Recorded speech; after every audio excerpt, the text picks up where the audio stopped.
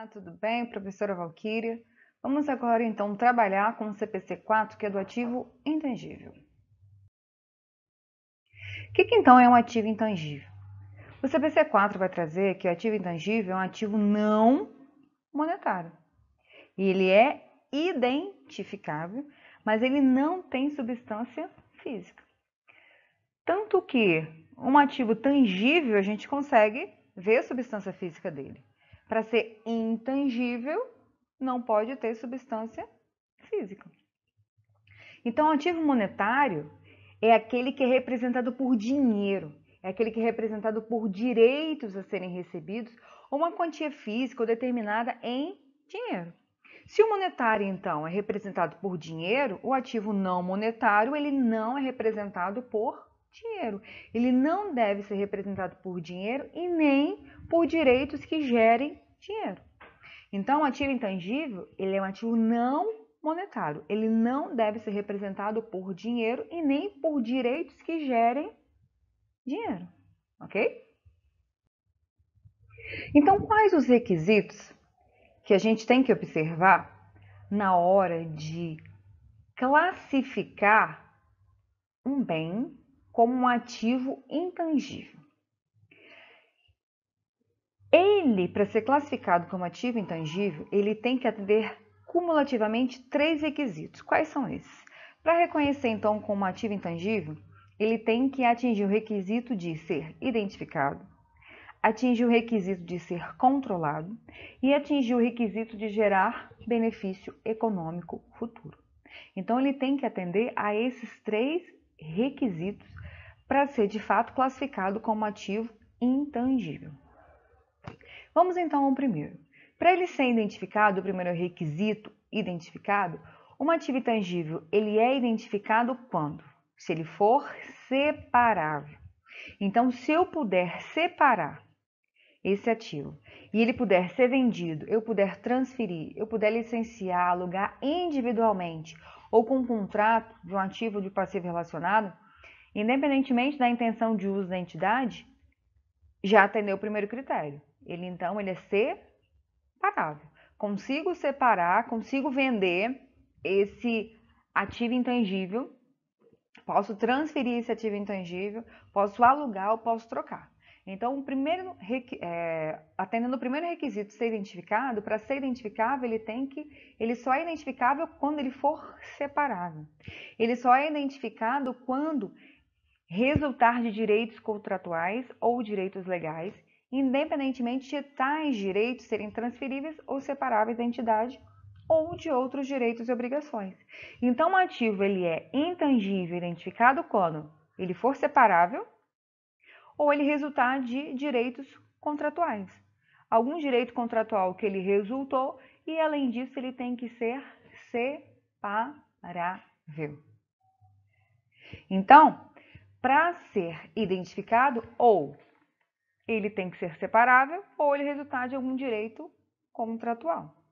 Então, se ele atender o primeiro requisito de identificado, ele vai ser identificável se for separável ou resultar em direitos contratuais. Assim, atendendo o primeiro requisito.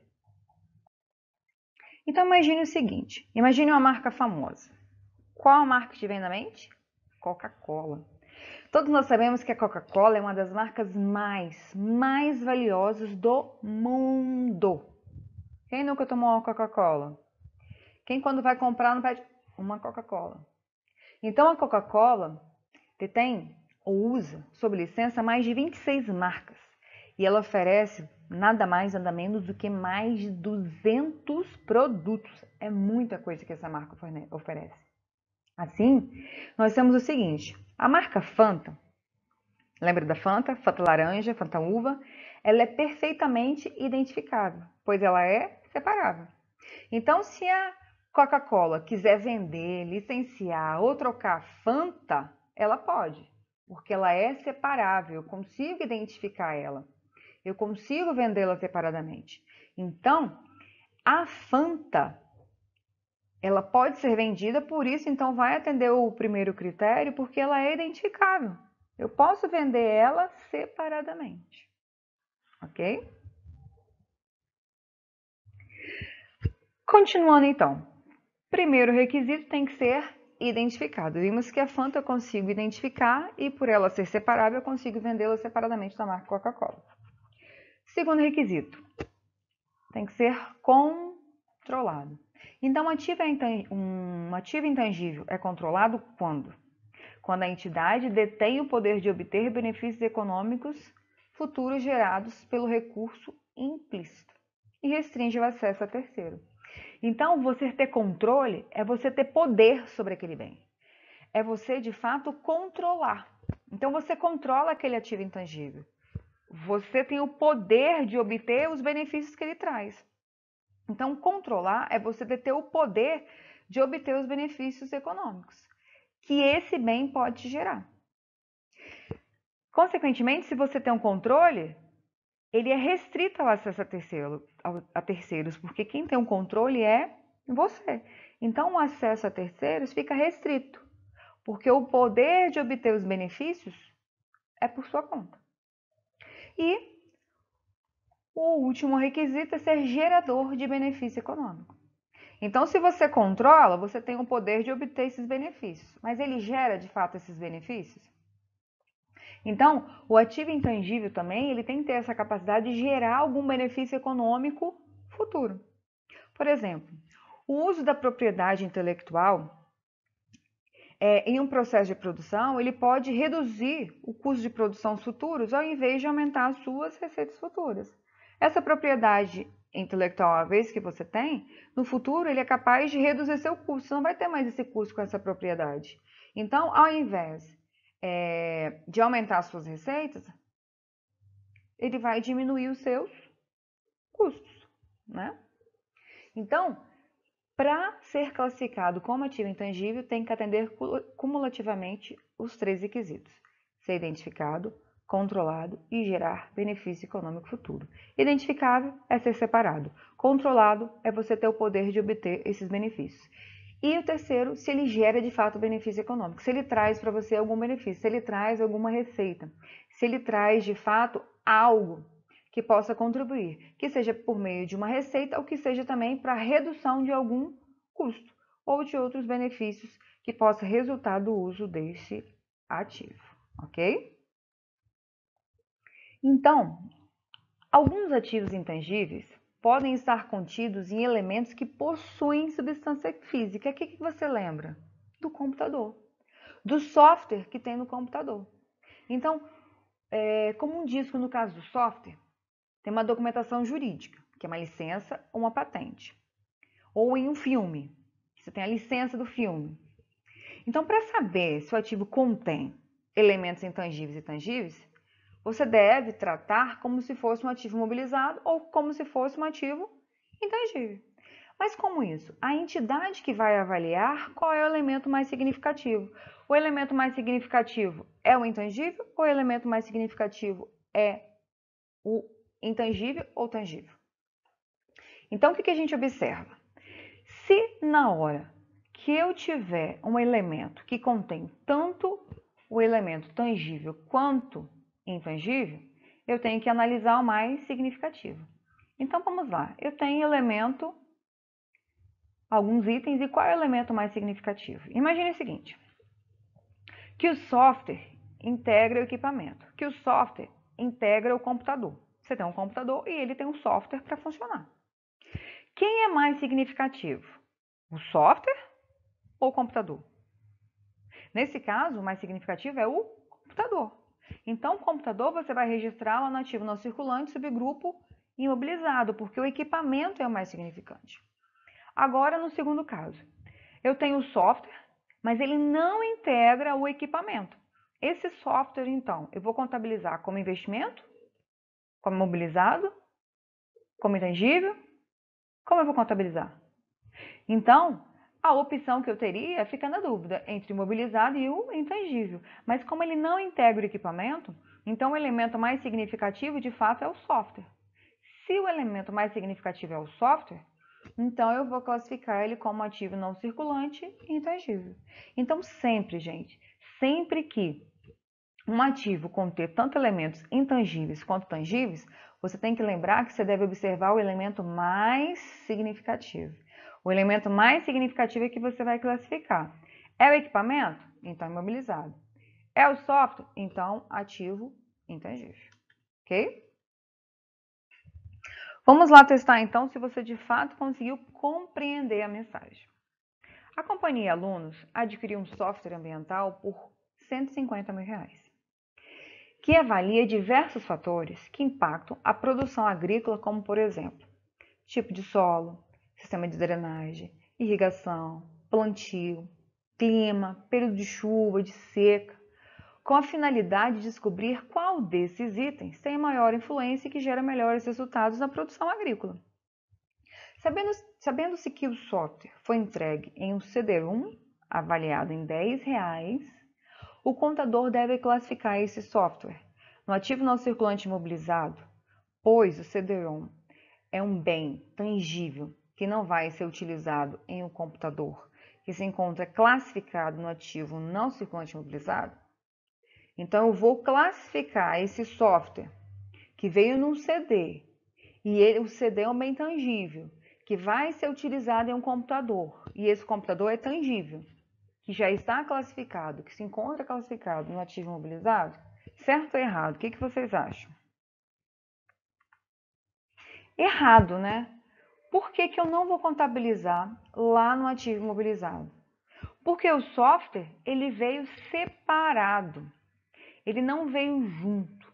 Então, quando eu vou analisar o conjunto do CD e do software, a gente verifica que R$ 10 que custa esse CD, ele é irrelevante comparado com o software. O software custou R$ 150 mil. Apesar do CD apresentar uma substância física, o que realmente possui valor é o software. Então, tem que pensar no software. E o software, como ele vem nesse CD, ele não está integrado ao ativo imobilizado. Logo, eu posso classificar esse software como, de fato, um ativo não circulante intangível. Porque o que interessa ali é o software. Ele que, de fato, tem o maior valor. Ele que é o mais significativo. Ok? Há mais uma questão. São características necessárias para a identificação de um ativo intangível. Como é que eu vou identificar um ativo intangível? O que vocês acham? Qual é a alternativa? Então, para identificar um ativo intangível, ele deve ser identificável, ou seja, se ele for separável. Ele deve ser controlado, ou seja, você tem o poder sobre os benefícios. E ele tem que ter a capacidade de gerar benefício, trazer receitas para você ou, de fato, diminuir custo. Ok? Então, o ativo intangível identificado, a gente tem que observar o seguinte. Na definição do ativo intangível, requer que ele seja identificado. Mas a gente deve diferenciá-lo do goodwill. O que é o goodwill? O goodwill é um ágio derivado de uma expectativa de uma rentabilidade futura. Esse goodwill ele surge justamente quando há uma combinação de negócios. Nessa combinação de negócios, o goodwill é o valor que você paga a mais que o valor que o mercado está pagando. Então, imagine que o mercado hoje paga por determinado investimento, determinada empresa, R$ 100. Mas você paga 120, porque você tem uma expectativa que essa empresa vai ter uma rentabilidade maior no futuro. Então, essa expectativa de rentabilidade futura é o goodwill. Então, esse valor que você pagou, 120, menos o valor justo, o valor de mercado de 100, esses R$ 20 é o goodwill. Só que essa diferença, esse goodwill, ele de fato, ele não é identificado. O goodwill, ele não é separado e ele não resulta de nenhum direito contratual. Ele simplesmente surgiu por meio da combinação de negócios. Então, não tem como identificar com clareza esse goodwill. Então, quando se fala de goodwill, ele não atende o primeiro critério de ser identificado. A empresa controla?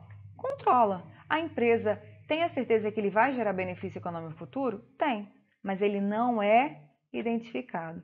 Por ele não ser identificado, a empresa não pode contabilizá-lo como um ativo intangível. Observem isso, que isso aí cai muito em prova. Então, o goodwill, como ele não é identificável, ele não pode ser um ativo intangível. Ok? Vamos lá, bora lá, vamos ver se vocês aprenderam, hein? A distinção básica entre ativo intangível e goodwill reside no fato do ativo intangível necessariamente ser identificável, ao passo que o goodwill, que é o ágio derivado da expectativa de rentabilidade futura, ele não é identificado individualmente, apesar de ser um ativo que representa benefício econômico futuro, sim, gerado por outros ativos adquiridos em uma combinação de negócios. E aí, certo ou errado? Certo, né? O goodwill tem a natureza de intangível, mas ele não é intangível. Por quê? Porque ele não pode ser identificado. Ele tem o controle e gera benefício econômico, mas ele não é identificado. E para ser classificado como ativo intangível, tem que atender os 3 critérios. Como ele atende só 2, e o primeiro, que é ser identificável, ele não atende, ele não pode ser contabilizado como ativo intangível. Ok? Então, recapitulando. Requisito para você reconhecer um ativo intangível é: se o ativo atender a definição de um ativo intangível, ele tem que ser o quê? Ser não monetário, ser identificável e não possuir substância física. Mas, para atender os critérios de reconhecimento, tem que ter provável geração de benefício econômico futuro e o custo tem que ser mensurado com confiabilidade. Tem que gerar benefício e eu tenho que mensurar esse custo de forma confiável. Se ele, então, atende a definição e atende os critérios de reconhecimento, deve ser reconhecido e contabilizado no balanço patrimonial como um ativo intangível. Ok? Então, vamos lá. Para que um item possa ser reconhecido como ativo intangível, a legislação exige que a organização, a empresa, demonstre que ele é... Pense rápido. Justamente. Tem que ser identificável, controlável, gerador de benefício econômico futuro e mensurável. Muito bem.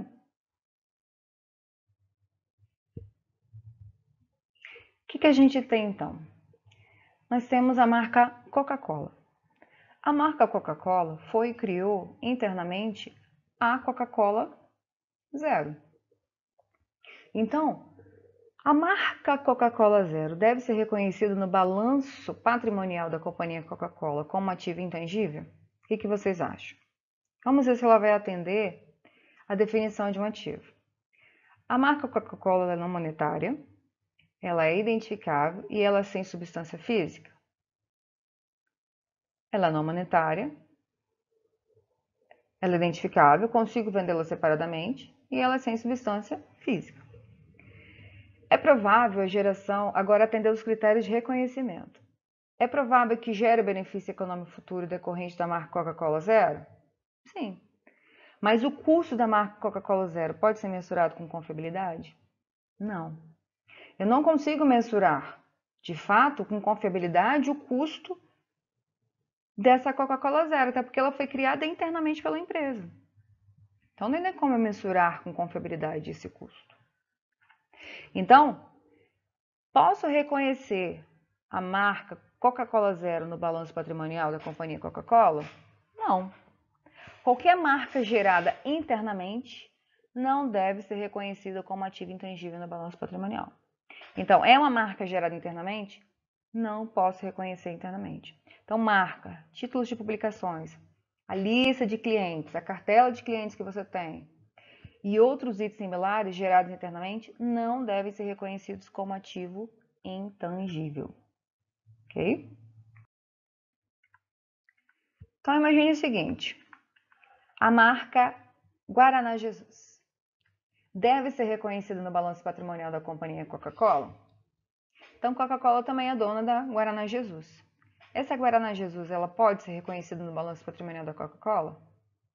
Então, ela é uma marca adquirida, ela não é gerada internamente. Vamos ver se ela atende à definição do ativo intangível. A marca Coca-Cola Zero é não monetária? Ela é identificável e sem substância física? Sim. Agora, vamos ver se ela atende aos critérios de reconhecimento. É provável a geração de benefício econômico futuro decorrente da marca Coca-Cola Zero? Sim. O custo da marca Coca-Cola Zero pode ser mensurado com confiabilidade? Sim. Então, a marca Guaraná Jesus, ela deve ser reconhecida no balanço patrimonial da Coca-Cola? Sim, justamente. Trata-se de uma aquisição separada. Logo, a companhia Coca-Cola pode mensurar de fato com confiabilidade o valor pago por essa marca. Portanto, vai atender os critérios de reconhecimento, tanto na geração quanto no custo com confiabilidade. Então, se o ativo intangível ele é gerado internamente,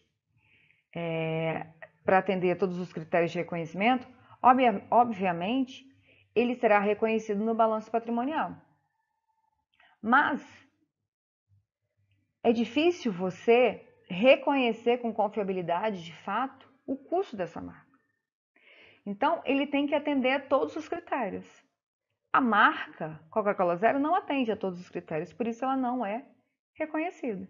Mas, nesse caso aqui, a marca Guaraná Jesus, como foi uma aquisição fora da empresa, então, uma aquisição separada, ela pode reconhecer, de fato, a marca como um ativo intangível. Então, custo de um ativo intangível adquirido separadamente. Essa marca Guaraná Jesus. Então, segundo o CPC 04, o custo de um ativo intangível adquirido separadamente vai incluir o quê? O custo do ativo intangível adquirido, ele inclui o preço da compra, o valor que você pagou. Se teve algum imposto de importação, todos os impostos não recuperáveis vai compor o custo do ativo intangível. Qualquer custo diretamente atribuível à preparação do ativo para essa finalidade proposta. Agora, o que não inclui? Descontos comerciais, é aquele desconto que você obteve na hora da compra, abatimento e outros itens semelhantes. Não era o que você esperava, então ela vai te dar um abatimento. E quaisquer outros itens também vai tirar do custo desse ativo, não será incluído, ok? Então, esses custos diretamente atribuíveis são alguns exemplos para vocês. O custo de benefícios aos empregados, que são incorridos diretamente para que o ativo fique em condições operacionais de uso. Vai entrar como custo diretamente atribuível os honorários dos profissionais diretamente relacionados, que o ativo fique em condições operacionais. Os custos com testes para verificar se o ativo está funcionando adequadamente. Mas também existem alguns exemplos de gastos que não fazem parte do custo do ativo intangível, adquirido separadamente. Por exemplo, custos incorridos na introdução de um novo produto. Propaganda. Propaganda não, propaganda é despesa. Atividades promocionais é despesa. Custo de transferência da atividade para um novo local. Despesa.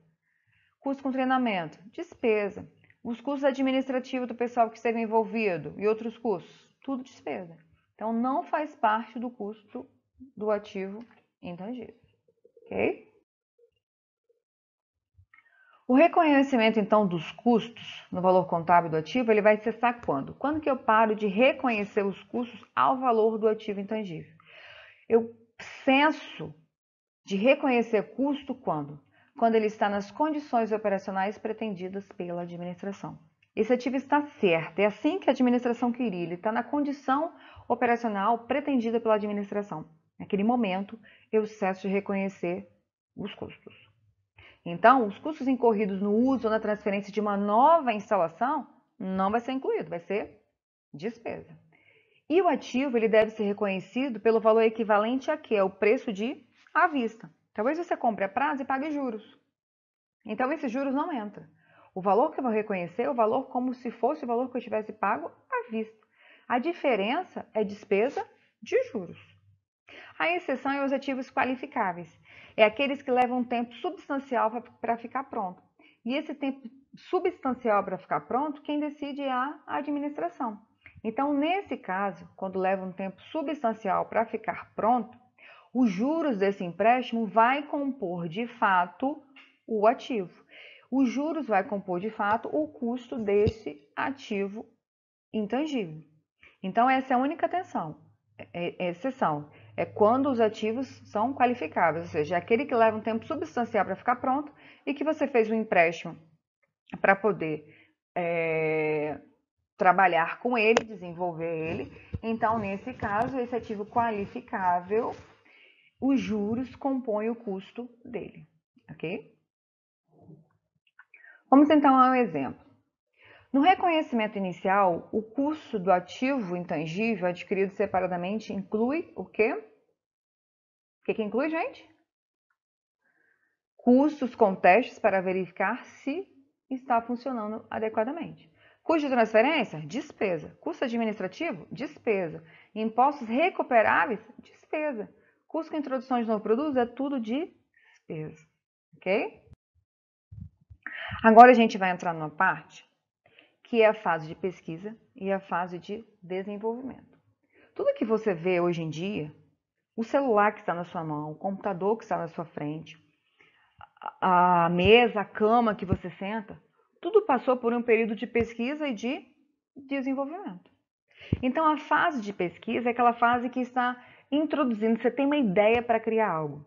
E aí você começa a fazer os primeiros testes, os primeiros modelos, os primeiros protótipos para ver se de fato vai dar certo. Então, quando você está em fase de pesquisa, ainda não há uma garantia de geração de futuros benefícios econômicos.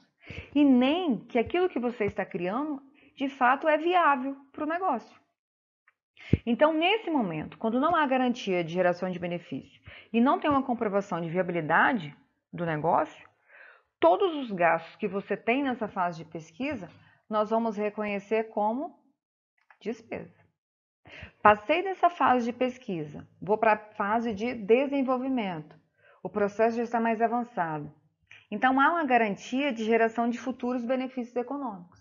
E tem uma viabilidade para o negócio, então esses gastos eles são reconhecidos como ativo. Só que a gente tem que observar que existem duas fases. Pesquisa é despesa, desenvolvimento são gastos que eu posso reconhecer no ativo, ok? Mas, para reconhecer no desenvolvimento, esse ativo intangível que eu estou criando, ele deve demonstrar todos os aspectos enumerados pelo CPC. Ou seja, um ativo intangível que resulta do desenvolvimento, ele só é reconhecido no ativo intangível se ele puder demonstrar todos os aspectos elencados a seguir. Primeiro, tem a viabilidade técnica? Tem como eu concluir esse ativo de forma que ele seja disponibilizado para uso ou para venda no mercado? Sim, atendi o primeiro critério. Tem intenção de concluir esse ativo e de usá-lo a vender? Atendi o segundo aspecto. Tem capacidade para usar ou vender esse ativo intangível? Sim, atendi o terceiro aspecto. Esse ativo, ele vai gerar benefício econômico futuro? Vai. Então, atendi o quarto aspecto. Tem disponibilidade de recursos técnicos, financeiros para concluir todo o desenvolvimento para poder depois usar e vendê-lo como ativo intangível? Tem. Atendi o quinto. Tem a capacidade de mensurar com confiabilidade os gastos atribuíveis, os ativos? Mensuro? Sei quanto custou? Tenho.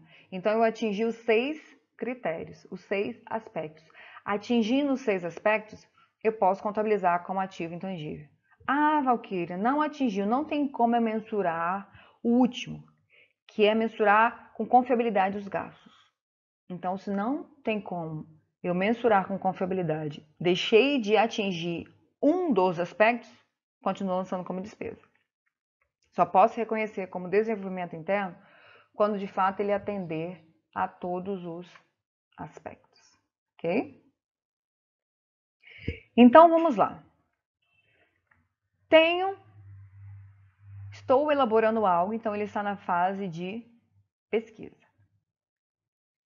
Se está na fase de pesquisa, todos os gastos com pesquisa eles são lançados no exercício, ou seja, são despesas do exercício. Estou na fase de pesquisa, passei para a fase de desenvolvimento. Primeira coisa que eu tenho que perguntar, tem viabilidade técnica? Tem. Se tem viabilidade técnica, atende todos aqueles aspectos, os gastos com desenvolvimento, então, é contabilizado no ativo intangível. Estou na fase de desenvolvimento. Pergunto, tenho viabilidade técnica? Não. Se eu não tenho viabilidade técnica, todos os gastos com desenvolvimento são lançados no exercício como despesas do exercício. Ok? Vamos lá, então. Vamos testar nossos conhecimentos. Em janeiro de 2013, a empresa Pipa iniciou o desenvolvimento de um novo produto, tendo incorrido em gastos até o mês de abril. Então, mês de abril, no valor de R$150 mil. Então, até 50 mil, ocorreu nos gastos de R$150 mil. A partir do mês de maio, os critérios para reconhecimento do ativo foram identificados, ou seja, atingiu aqueles 6 aspectos lá que são solicitados. Ao final do ano de 2013, os gastos com desenvolvimento do produto totalizaram 215 mil.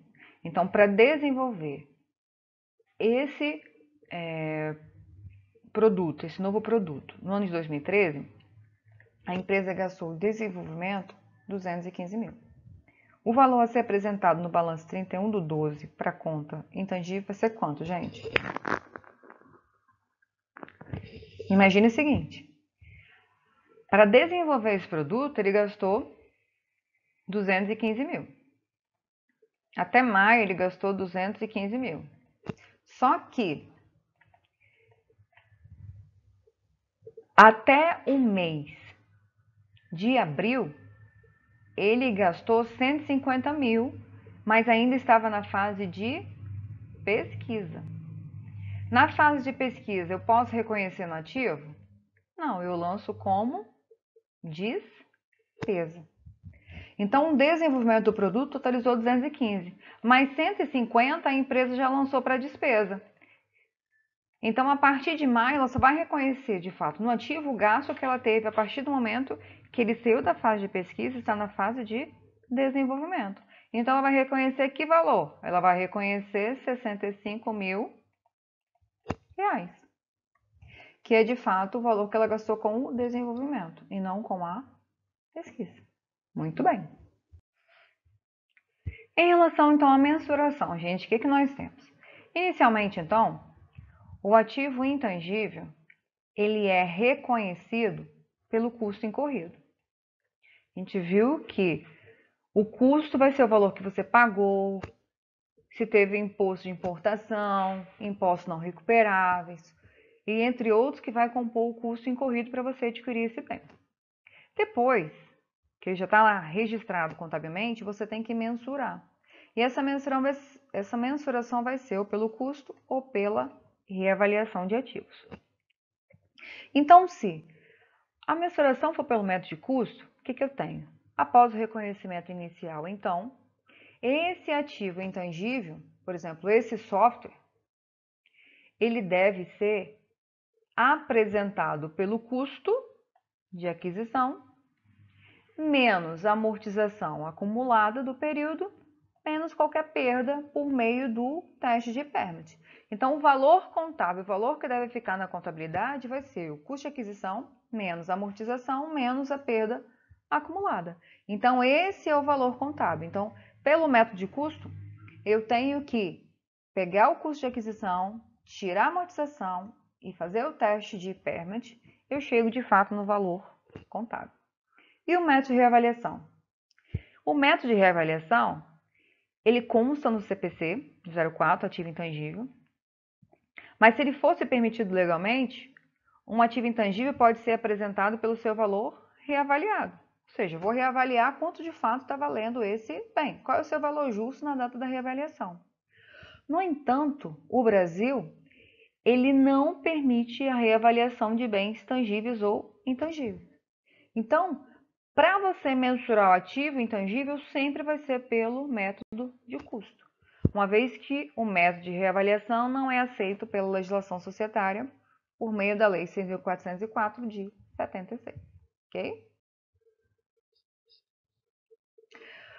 Outra questão, acerca das regras contábeis que envolvem os ativos intangíveis de companhia, julgue. O reconhecimento inicial de um ativo intangível deve ser feito por meio de seu custo? Sim, reconhecimento inicial pelo custo.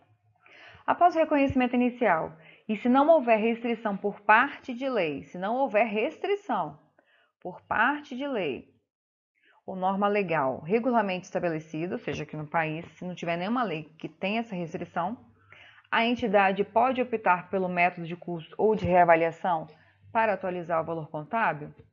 Certo. No entanto, no nosso Brasil, há restrição.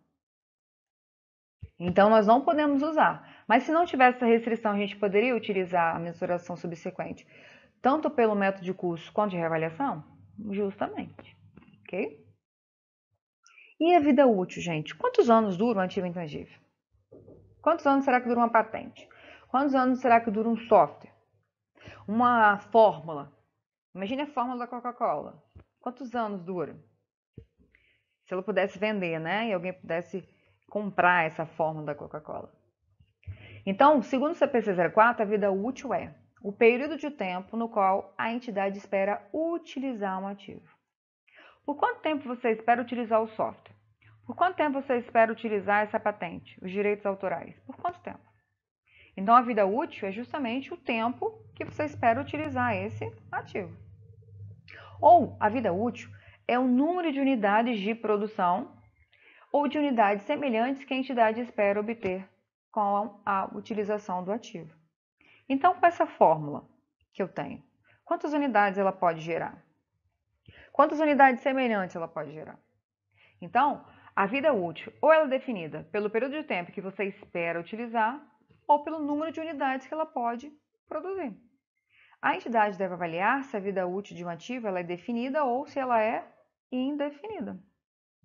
O que é uma vida útil definida? A duração ou volume da produção ou das unidades que formam essa vida útil.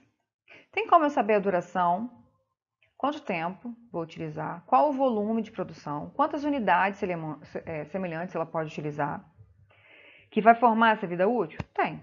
Então, a vida útil é definida. Agora, não existe um limite previsível para o período no qual o ativo vai gerar benefício econômico futuro.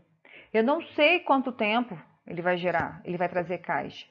Eu não sei o tempo de fato que ele pode trazer esses benefícios para mim. Eu não sei de fato quantas unidades de produção ele vai gerar e quanto isso vai gerar para mim de caixa, de fluxo de caixa.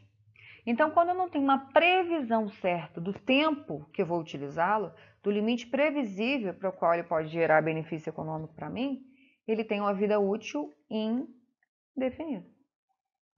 Em relação à contabilização, vai depender justamente da vida útil. Um ativo intangível com vida útil definida, eu faço o processo de amortização. Tenho que amortizar esse bem mensalmente. Agora, se eu tenho um ativo intangível que a vida útil é indefinida, eu não posso amortizar. Como é que eu vou calcular a amortização se eu não tenho a vida útil? Se eu não tenho um limite previsível que ele possa me gerar caixa? Então, se ele não tem vida útil, não tem como fazer a mensuração. Ok?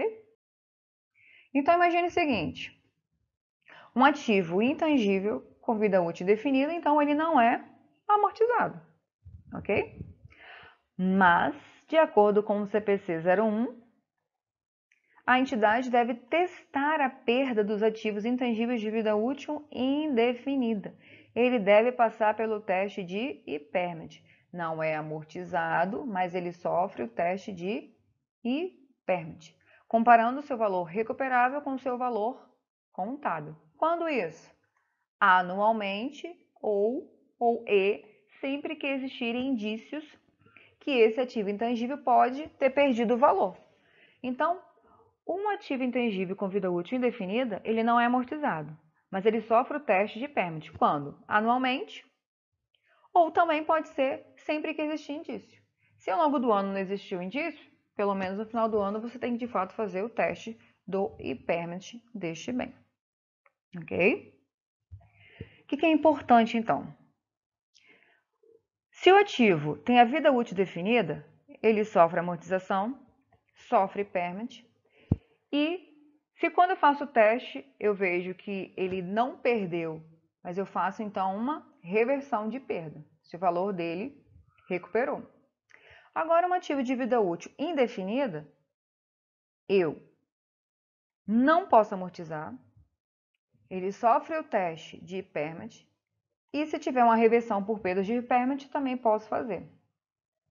O goodwill, lá gerado na combinação de negócios também, onde ele for classificado. Ele não é amortizado, mas ele sofre o teste de impairment e também ele não tem uma reversão por perdas por impairment. Que é até uma forma também de você ir vendo se de fato paguei um valor a mais. Esse valor a mais está valendo a pena ainda ou não? Está tendo uma expectativa de rentabilidade futura ou não? Então o impairment ele vai sofrer, ok? Então, qual é a influência nessa vida útil? Tem a influência dos fatores econômicos, que é justamente o período pelo qual a entidade vai receber os benefícios econômicos. Quantos anos ela vai me trazer benefício econômico, hein? Por quantos anos eu vou estar utilizando e isso vai me trazer benefício? E também pelos fatores legais. É o período durante o qual a entidade controla, ou seja, contratualmente, por quantos anos está disponível para mim utilizar desse benefício. A Vale tem um contrato de usar quantos anos lá para explorar as minas lá em Carajás. Então, por fatores legais, é o período do qual a entidade controla aquele acesso. Tem um direito autoral de um livro. Por quanto tempo eu posso receber esses benefícios de direito de uso disso, né? Então, a vida útil a ser considerada deve ser a menor dos períodos determinados por esses fatores. Então, se o fator econômico for 5 anos e o fator legal for 4, qual é o menor? O fator legal, 4. Então, a vida útil vai ser o menor dos períodos determinado por esses dois fatores. Dos dois, o menor. Então, temos como exemplo, o valor amortizável de um ativo com vida útil definida deve ser determinado após a dedução do seu valor residual. Então, o que nós temos? Marcas e patente. O valor contábil, o valor que está lá, é 200 mil. Já venho calculando a amortização, que está em 77.500. Fiz o teste de impairment, ela vai sofrer uma perda por desvalorização de 10 mil. Chego no valor contábil atual, então, o valor contábil desse ativo intangível que tem a vida útil definida, por isso eu faço a amortização, é de 112.500, ok? Vamos lá, mais uma. A empresa de software Microsoft adquiriu pelo valor de 7.600.000 todos os sistemas desenvolvidos por sua concorrente, SOPA LTDA. O valor justo desses sistemas é 6.100.000, ou seja, menor do que o valor que ela pagou. Nas demonstrações financeiras da SOPA, era possível identificar que o custo para desenvolver os sistemas correspondia ao valor líquido de 3 milhões. Considerando as informações acima, a Microsoft, acabei lendo errado, né? Deve classificar essa aquisição da seguinte forma. Qual é a forma, então, que a Microsoft vai classificar essa aquisição? O que a gente tem? Nós temos, então, qual o custo de aquisição? Quanto que ela pagou? 7.600.000. Paguei algum imposto? Não. Tinha algum outro custo incorrido? Não. Tive algum desconto? Não. Há de se falar em goodwill aqui? Goodwill é justamente o valor que você paga mais do valor justo? Não. Então, o custo intangível vai ser o valor que ela pagou.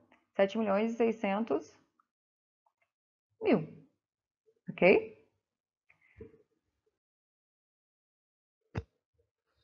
Espero que tenham gostado. Um abraço e tchau, tchau.